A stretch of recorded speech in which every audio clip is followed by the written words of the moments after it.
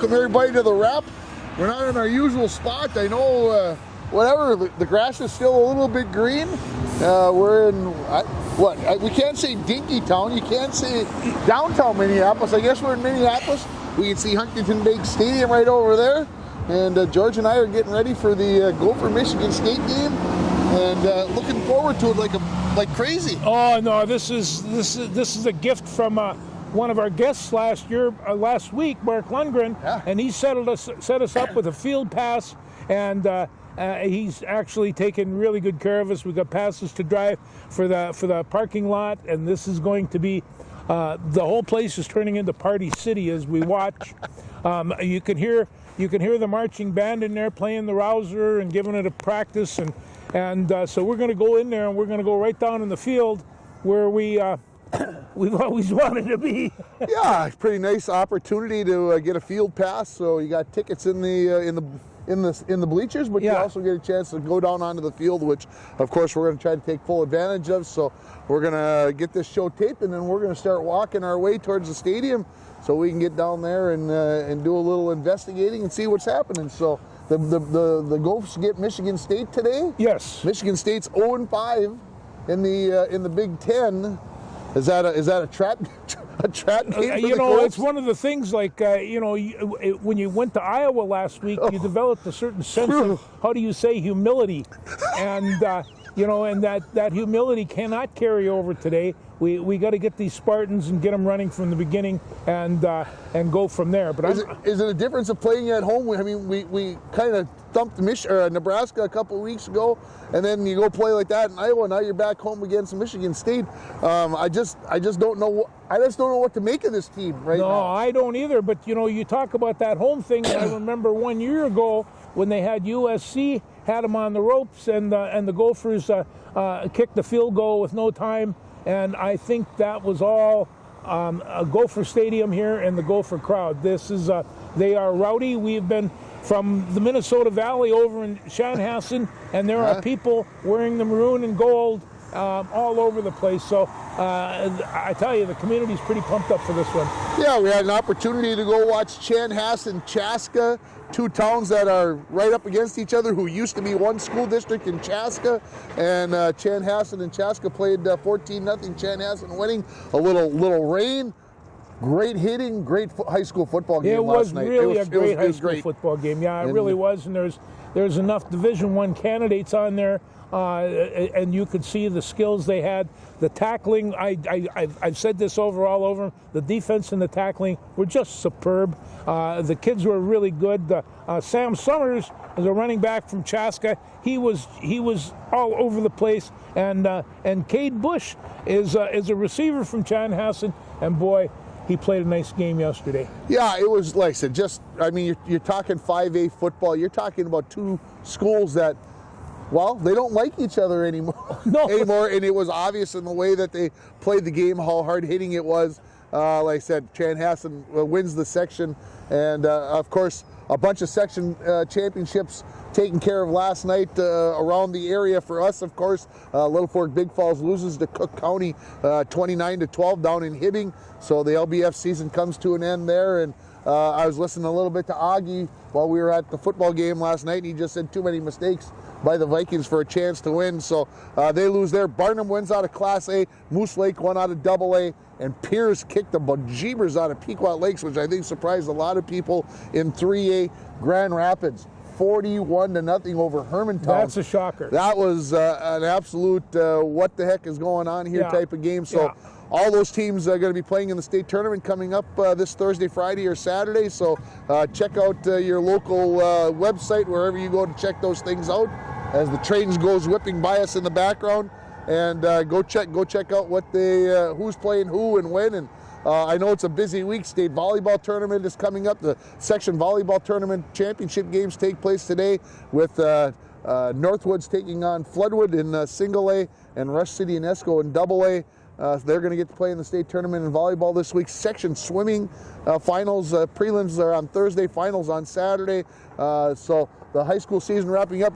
The state cross-country meets going on over here for the final time at the golf course on the campus of Minnesota here, just a couple of miles away.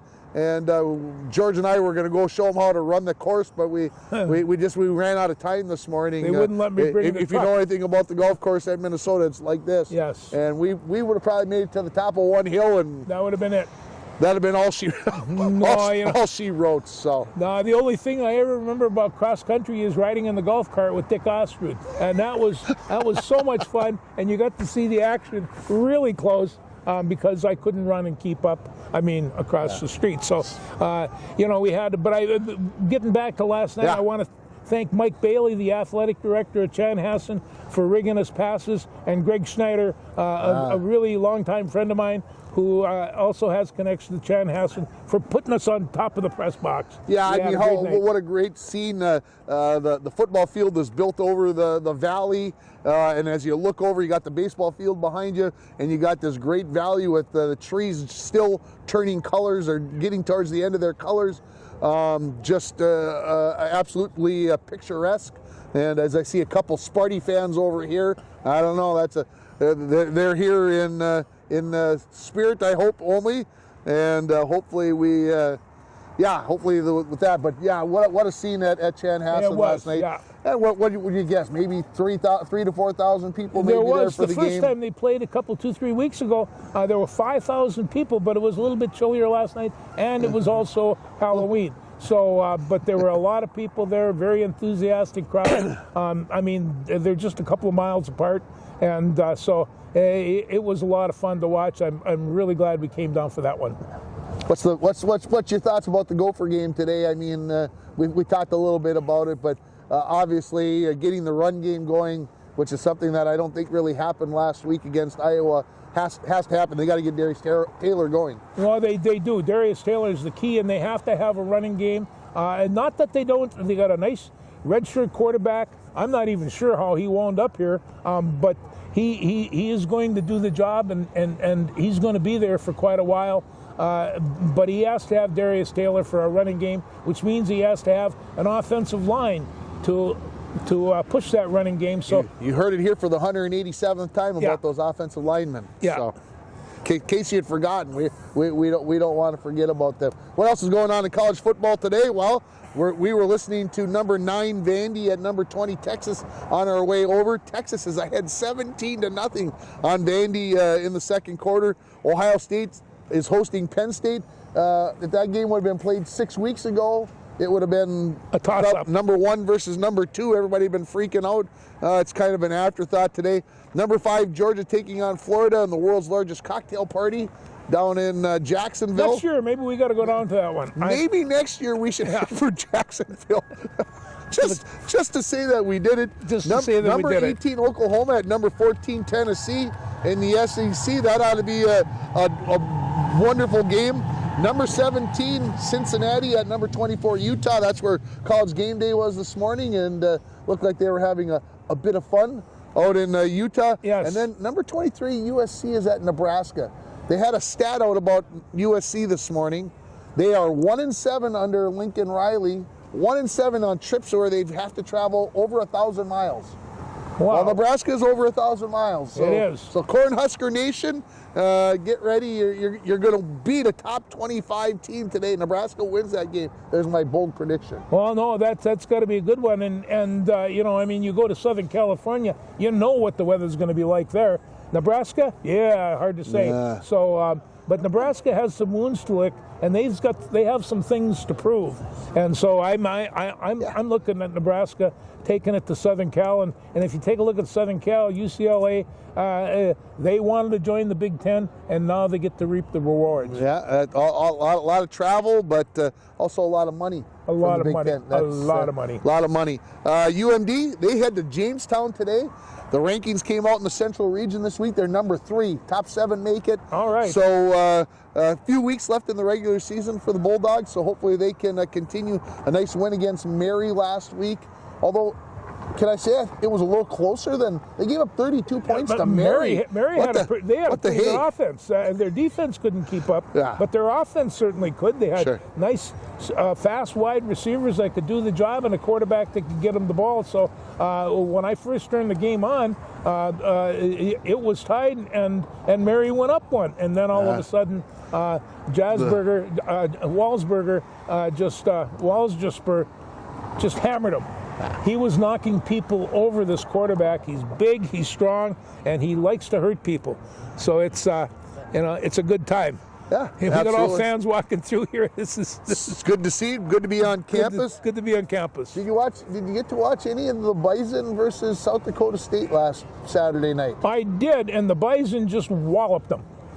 That was for a number 1 versus number 2 in the nation. That was maybe the biggest butt whooping. Yeah. South Dakota State had no answer for what the Bison wanted to do offensively. No, and I tell you, the amount of confidence that's going to give to NDSU is just amazing. I was just give them the trophy now, and let's save all the travel money and everything.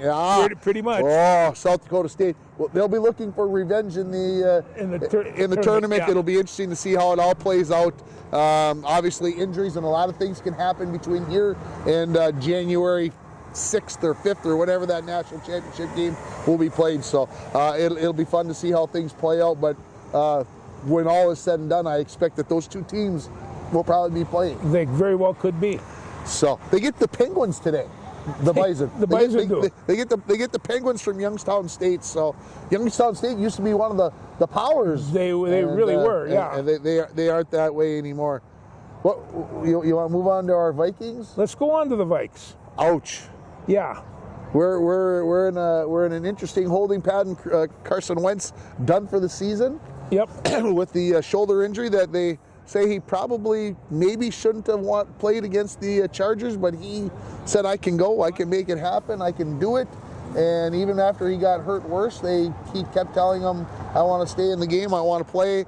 And a lot of people questioning that this week online, and what were they doing with Carson Wentz, and why were they being so mean, and whatever else. But I think what people don't realize is that those men go out there every week with those types of injuries. This Carson Wentz thing isn't a whole brand new thing that's never happened before. But I tell you, people's attitudes have changed. True. And so they're taking a look and says, why did they put him back out in the field? But Carson Wentz, he wanted to go. He is in competition for his football career, and he did some good things when he was there. He was a good backup quarterback. Now, JJ's coming out this weekend, and we got to see if he can all of a sudden wallow around a little bit. And then there was a lot of excuses why they didn't have Max Brosmer. And the fact of it is towards the end of that game, they should have had him in. I feel you had a hurt quarterback. You probably weren't going to win the game anyway. Max should have been there through most of the fourth quarter.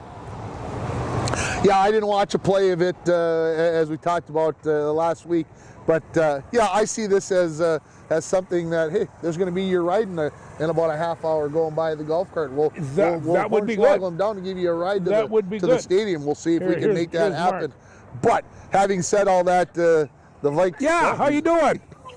Good. Where are you at, George? We're at the parking lot right now, and we're filming our sports wrap. Oh, good. I'll let you go then. I was going to tell you, if it's full, you can go down to Gateway usually, but that's okay. Good. I'll see you then. Yeah, we're in good shape. Okay. Sounds good, Mark. Thanks. Right. There's our guest from last week, Mark Lundgren, who got us all the business here, all the goodies that's going on today. And we know that Randy Anderson and his son Chris are going to be at the game today. The Chisholm AD told me that the Chisholm football team's going to be here, so he's probably going to run over. Good. He's got a ticket as well after he gets done working at the state cross country meet. So we know there's obviously some fans from northern Minnesota, obviously more than just us, but we know that we've got some connections, some people here to help the Gophers get along today. The Vikes got to go to Detroit. Yeah, that's a big one. And Detroit's playing well right now. So they're going to have to figure out how do you contain Aiden Hutchinson, and he's with two tackles that probably aren't going to play, that are questionable. Yeah, this is going to be ugly. It's going to be ugly, and Hutchinson is just I'm not sure he started out as strong as he is right now, but right now he's as good an edge rusher as there is in the league. And it's, and we discussed this when they picked him number 1, and I says, is he worth the number 1 draft pick? And you said no, and I said, well, maybe, and I talked to some other people. Yeah, he was. I still say no. Yeah. I still say no. No way. He'd have been available, yes, down the road, but no, pass rushers are tough to find. Aiden, he's coming off the knee injury from last year. That always is a big thing, but I'm telling you right now, George, if you told me we were going to bet tomorrow on tomorrow's game and I had to take the Vikings, I'm looking for at least 17 points. You have to have 17. I mean, if the Vikings somehow manage to find a way to win this football game on Sunday against the Lions, that might be one of the bigger upsets of the year where we're at physically. Like I said, with Darrisaw and what's his name, the other tackle. Why can I not think right now?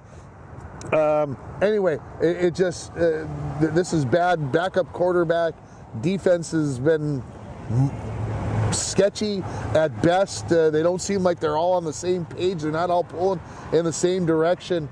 This could get ugly tomorrow. Detroit might hang 40 plus on us tomorrow. It very well couldn't. And they haven't been able to put together that offensive line at all through injuries and whatnot. But you have to start with a good offensive center. They traded for one for Kelly, and he was going to be, well, he's had 5 concussions now. Nobody knows when he's going to come back. A lot of people don't even know if he's ever going to come back. That's the way I think. I think it's over. And so you see this and you just think, geez, are they going to have to start all over again? And maybe they do. I don't know. But you have to have a good offensive line. They have to have good running backs, too. And I'm not sure just what they have in the backfield for that as well. But we'll see. Maybe they can piece it together.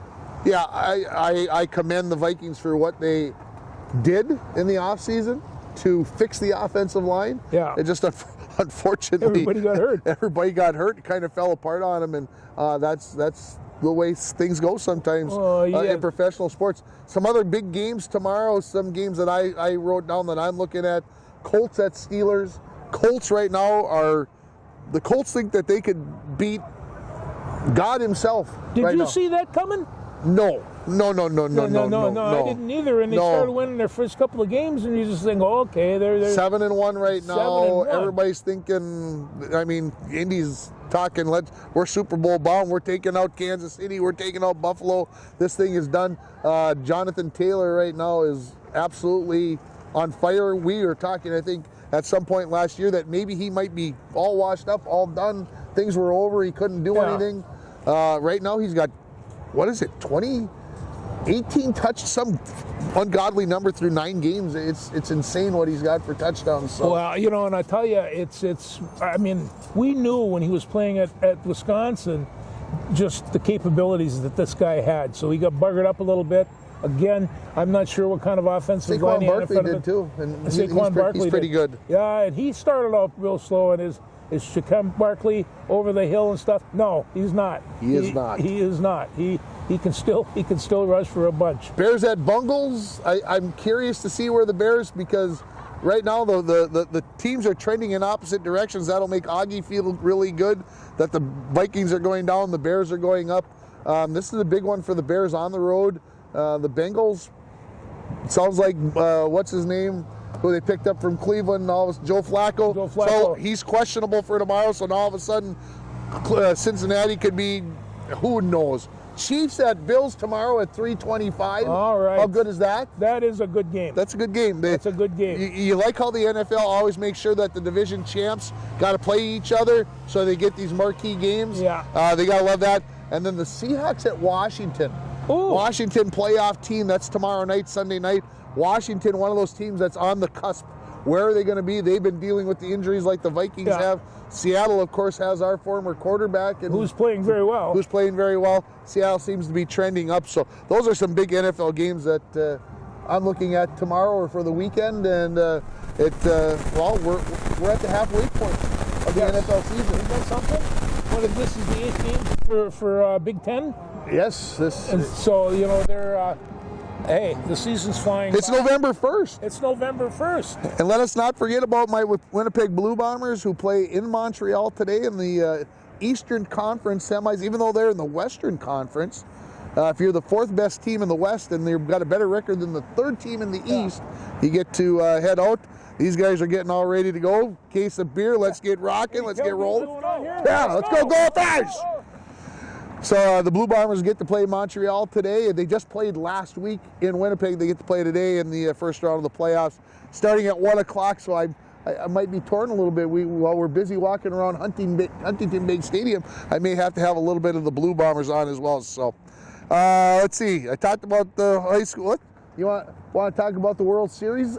You know, we watched the World Series last night, and we watched the Dodgers come back and win the game, and so they're up to Game 7 tonight. And I tell you, we're pulling for the Jays over here because we're Canadian born. Yeah, we're Canadians. Yeah. Yeah. So this is one of the most exciting World Series I can remember in a long time. Yeah, good stuff. Lots of.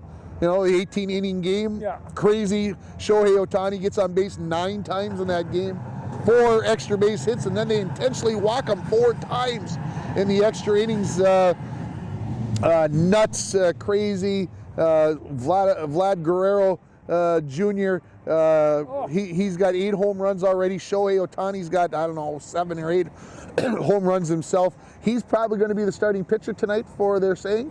Likely the starting pitcher for the Dodgers in this Game 7. So lots of storylines, lots of drama. Of course, Fox is happy to see LA in there, and of course Canada is head over heels that Toronto is in there for them. So this is a little us versus them. Who wins? Maybe that's who gets to air which commercials. I said we would never get political on here, but there it is. I just slapped it out there on this. So just all kinds of storylines here. And of course, by the time anybody gets to watch this Sunday night or Monday, everybody's already going to know who's winning, who's going to win tonight. Who's going to win? I tell you what, I think Toronto's going to come back. The game before this, they hammered them 11-4. Toronto can out hit the turnip. They really can smash the ball. Shohei's coming in on short rest. Yep. He pitched in Game 4, pitched fairly well, but gave up 4 runs. He got tagged for the last 2 earned runs in that game. The thing about it is he's coming in on short rest. I bet he doesn't pitch more than 4 innings. But right now, they need those 4 innings from him. No, and I don't think that you can get quality Hall of Fame performances while you're pitching and hitting. One's got to go. And so he comes in and he pitches well. I'm not sure he's going to be able to match that with on the bat. That being said, I should bite my tongue because he's on base all the time. Yeah, it'll be interesting to see what happens. And some people were saying they may never see him at bat again because they're going to walk him. And if I was the manager of you might think about Toronto, that. I'd certainly think about that. Yeah, I picked Toronto to win it too. Close game tonight. Fun stuff. Yeah, I got it. So we'll see what happens there. Last Monday night, the Loons played in the first round of the playoffs. Played Seattle. Got to really watch a game of theirs for the first time in a few months. And I've never seen a team sit back and play defense as hard as they do. Yeah. I mean, the ball would actually be from me to the camera away, and they would be easily to go get it, and they would just say, no, go ahead and take the ball. We're going to play our defense and make you make a mistake, and then we're going to attack. What's up next? So they win in penalties on Monday night. They play this coming Monday night in Seattle. Okay. So that'll be Game 2, and of course, if the Loons win that one, it's over. If not, they come back and play right here in St. Paul. Whoops, over that way in St. Paul on Saturday. So good stuff coming up there. Hopefully the Loons can pull it off. But yeah, I would say if you're not a soccer purist, watching the Loons can be tough, because you might have to wait 25 minutes for them to get all of a sudden to let somebody loose and get an attack and get a chance to score a goal. I mean, it's they don't soccer. give up many goals, though. They do not give up many goals, so it's soccer at its boringest, if I can say it that way. We got 2 other things that we need to really talk about. We do. And both of them are very difficult. They are. Right now, the Minnesota Wild, I don't know if they could be playing scarier hockey, worse hockey at times. I watched the first period the other night, and they were everywhere. It was like they were all over Pittsburgh. Pittsburgh had no idea what was going on. The Wild were getting shots and whatever else. And then in the second and third period, the momentum completely switched, and the Wild look lost. They end up losing 4-1 to Pittsburgh. They're 3-6-3. Ooh. They've got 9 points. They're in 7th place in their division. They're in 13th place in the West. John Hines, if he doesn't get this thing together, he doesn't make Thanksgiving as the head coach of the Wild.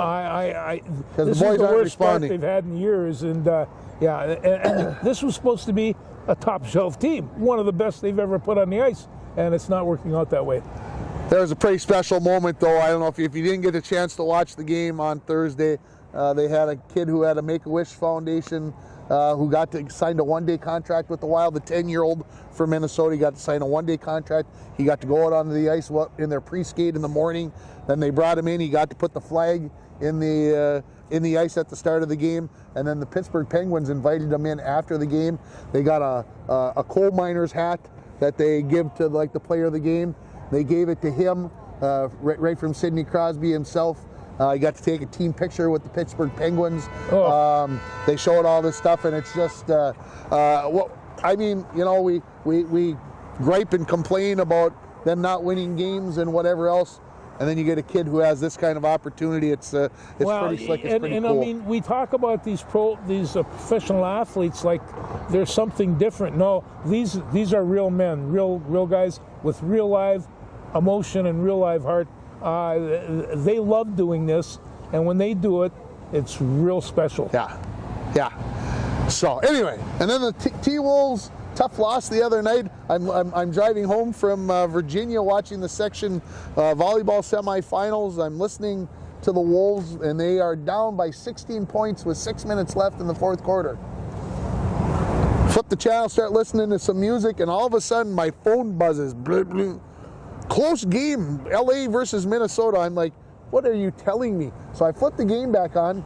They're down by 1. After being down 16, they're down by 1 with less than a minute to play. They hit the go-ahead basket with about 10 seconds to go. LA gets a final shot off at the buzzer and beat them 116-115. They're 2-3 right now. They're at Charlotte today. They go to Brooklyn on Monday. Right now, they lost Ant for 2 weeks or so due to a hamstring injury. And one has to question, okay, and I've seen them. They did this last year when Ant went down with an injury, and you looked at them, and they played pretty well. They won 50% of their games. They were really playing well, and it's kind of like now they just kind of quit playing, and they can't do that. They still have a pretty good team, but they've suffered some injuries, and I hope that they can pick this up.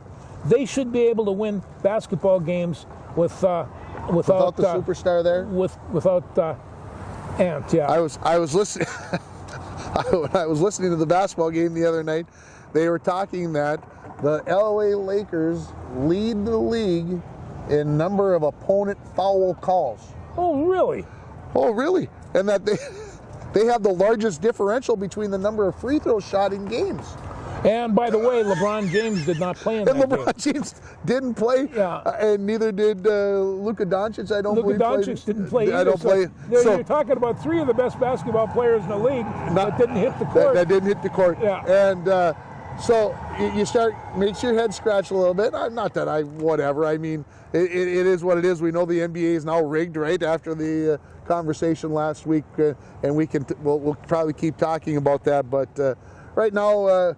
They were saying last week, the Minnesota fans, with the loss to Iowa, with the loss to the Chargers, with what the Timberwolves did, what the Wild were doing, it maybe was one of the worst weekends ever in Minnesota sports. I know, Mike Grandin. But UMD swept the Gopher men's hockey team. Can I say that on campus here? Because I might run myself into trouble with that comment. And then the Bulldogs up 3-1 last night with 7 minutes to go.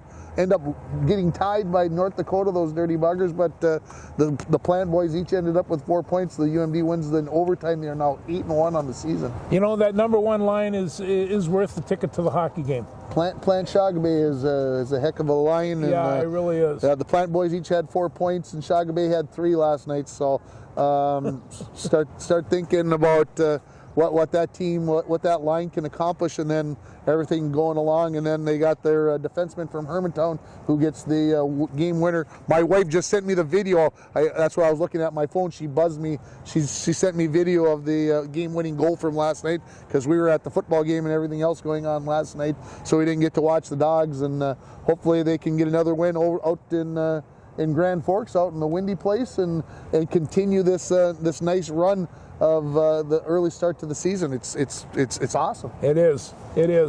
And you know, it was one of those things, because they had a down year last year. Definitely. But they put that first line together, and they're getting fairly strong goaltending and defense work.